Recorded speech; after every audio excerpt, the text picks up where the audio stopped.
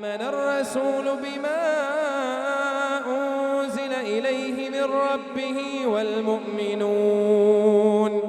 كل آمن بالله وملائكته وكتبه ورسله لا نفرق بين أحد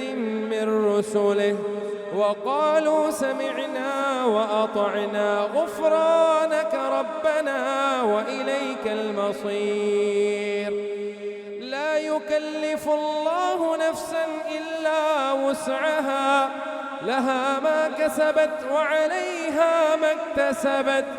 ربنا لا تؤاخذنا إن نسينا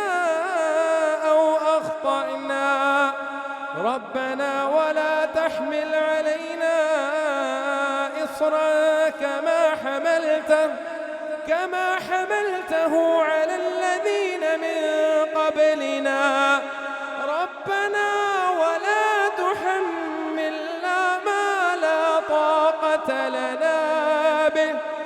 ربنا ولا تحملنا ما لا طاقة لنا به واعف عنا